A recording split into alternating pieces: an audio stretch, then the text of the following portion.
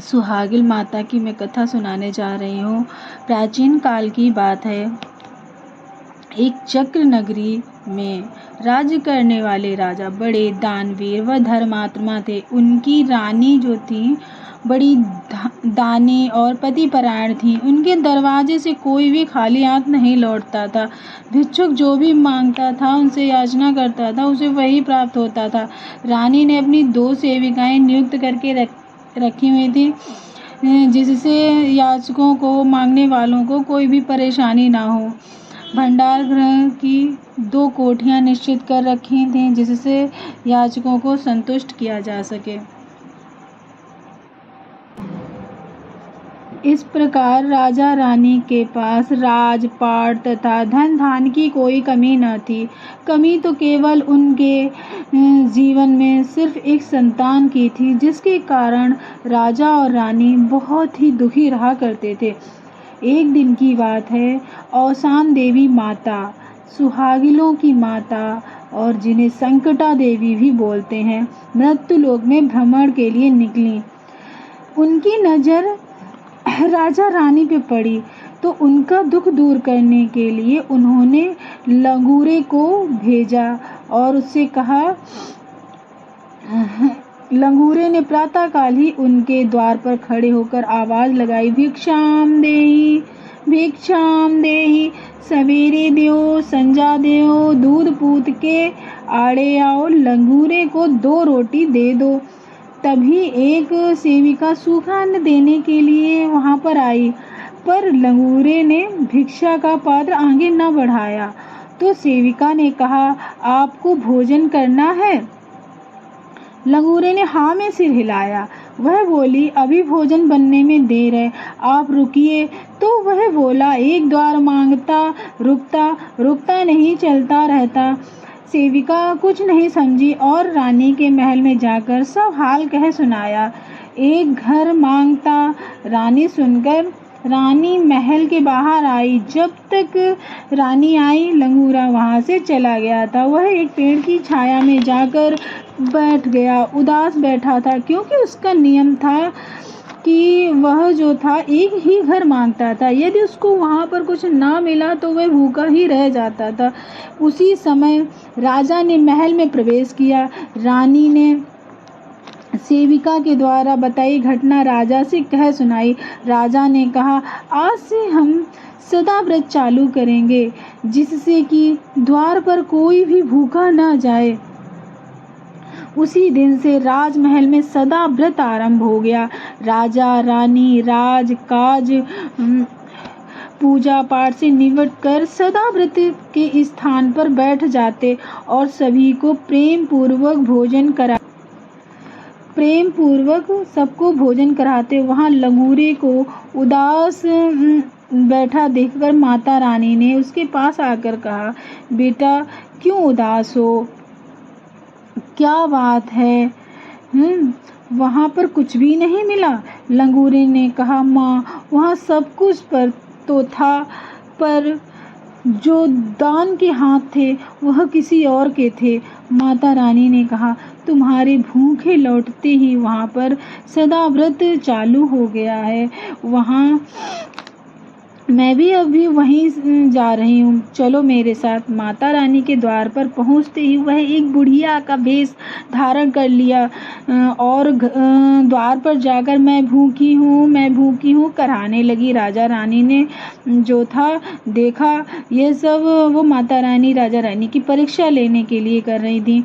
उनको देखते ही सेवक सेविका मुँह बनाने लगे, पर दयालु राजा ने उनको सहारा देकर उठाया और अंदर ले गए। तब राजा ने कहा, माता जी को भोजन दिया जाए। तब कराते हुए बोली, मैं तब खाऊंगी जब रानी रसोई करें। उसी समय रानी वहां आई। तब राजा ने कहा, ये माता तुम्हारे हाथ का ही भोजन करना चाहती हैं। तब रानी कभी बुढ़िया को देखे, कभी राजा को। उस गंदी सी दिखने वाली बुढ़िया के मुख में जो तेज था, बरबस ही राजा रानी उनकी सेवा करने लग गए। रानी ने कहा, ठीक है, मैं भोजन बनाती हूँ, तब तक आप इन माता के स्नान की व्यवस्था कीजिए। तभी बोली, नहाऊंगी तो रानी के ही हाथ से। रानी ने कहा, ठीक है। रानी ने उपटन लगाकर बड़े प्रेम से उनको नहलाया, कोरे कपड़े पहनाए, फिर आसन पर बिठाया, स्वयं स्नान कर कर बड़े प्रेम से भोजन बनाया और बुढ़िया को प्रेम से परोसा। वहीं लंगूरे ने भी भोजन ग्रहण किया। बुढ़िया सभी व्यंजनों को एक साथ इस प्रकार मिलाया कि वहाँ पर उपस्थित सभी लोग सोच में पड़ गए कि ये बुढ़िया भोजन कैसे करेगी। तभी वे रानी से बोली, मुझे भोजन कराओ। रानी ने वही भोजन उन्हें बड़े प्रेम से खिलाया, उन्हें 7 कौर खिलाया। वह झल्लाकर बोली, बस बस रहने दो, मेरा पेट भर गया है, अब इसे भंडार गृह में रख देना। तुम्हारे संतान अवश्य होगी, पर जब मैं पुनः तुम्हारे पास आऊँगी तो मेरा बचा हुआ भोजन मुझे दे देना। ऐसा कहकर वे अंतर्ध्यान हो गईं। रानी ने बचा हुआ भोजन भंडार गृह में रखवा दिया। कुछ दिनों के बाद रानी गर्भवती हुई और 9 महीने के बाद माता रानी की कृपा से उनके यहाँ एक सुंदर पुत्र ने जन्म लिया।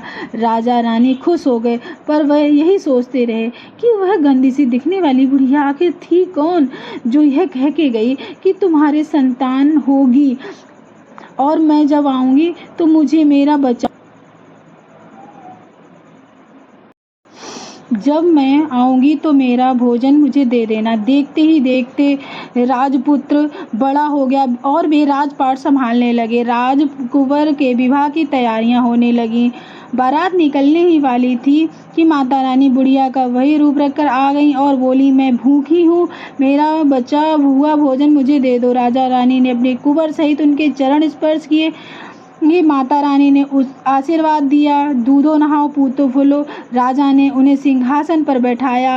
रानी ने वही भोजन भंडार कक्ष में दिखवाया, पर बहुत वहाँ पर ढूंढा पर नहीं मिला। पर भंडार कक्ष के कोने में पड़ा बिल्कुल सूख गया था, फफूंद भी लग गई थी, सूख कर गठान सा बन गया था। रानी उस सूखे हुए भोजन को थाल में रखकर ले आई। उस सूखे हुए भोजन को जैसे ही माता जी ने स्पर्श किया, वह श्वेत रंग की कोमल मिट्टी की तरह हो गया। तब रानी ने हाथ जोड़कर कहा, माता आप कौन हैं? आपके महल चरण में पड़ते ही हमारे घर में खुशियाँ छा गई हैं। अब आप हमारे घर पर ही रहें, मुझसे जो भी सेवा बन पड़ेगी मैं करूँगी।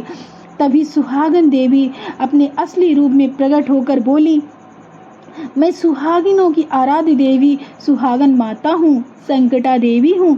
मैं किसी के घर में नहीं रहती। जो श्रद्धा पूर्वक मेरा ध्यान स्मरण करता है, मैं उसी के हृदय में रहती हूँ। जो मन से मेरी सुहागिनों के व्रत की मनौती मानकर सुहागिलें करता है, उसकी मनोकामना पूरी करती हूँ। यह श्वेत मिट्टी जो है, 7 गठाने मेरी प्रतिमूर्ति हैं। तभी लंगूरे ने कहा, आप सुहागन की देवी, सभी कार्यों को आसान, संकटों का निवारण करने वाली औसान देवी माता हैं। रानी ने कहा, सुहागिनों का व्रत कैसे किया जाता है, उसकी विधि विधान हमें बताने का कष्ट करें। तब लंगूरे ने सुहागिनों के व्रत की विधि का विधान कह सुनाया। रानी ने कहा, आज से हम सब सुहागिनों का व्रत अवश्य करेंगी। तभी रानी ने माता रानी के प्रतिरूप को प्रणाम करके कहा, माँ आपका यह प्रतिरूप सुहागिनों के समय कैसे प्राप्त होगा? तब माता ने थाल में से उस भोजन को लेकर आकाश की ओर उछाल दिया। तभी आकाशवाणी हुई, सुहागन देवी के स्पर्श से यह धवल श्वेत फूल सृष्टि में जहाँ जहाँ गिरेंगे, वहीं वहीं श्वेत छुई मिट्टी औसान देवी माता, संकटा माता की प्रतिरूप होंगी। उसी समय माता रानी अंतर्ध्यान हो गई। रानी ने कुंवर की बारात निकासी के समय सुहागिनों को न्योता और बारात की विदा होते ही सुहागलें की। वहीं कुंवर और बहू के गृह प्रवेश के समय भी उन्होंने सुहागलें की। राजा ने नगर में ढिंढोरा पिटवा दिया कि आज से सभी लोग सुहागलें करेंगे। जिसको किसी प्रकार की कोई भी कमी हो तो वह महल में कोठरी से धन ले सकता है। तभी से हम सब माता की प्रतिमूर्ति श्वेत छुई मिट्टी की 7 गठाने रखकर सुहागिनों की पूजा करते हैं। जिस प्रकार माता रानी ने उनकी मनोकामना पूर्ण की, वैसे सबकी मनोकामना पूर्ण करे। बोलो सुहागन माता की जय, बोलो संकटा देवी की जय, बोलो औसान माता की जय।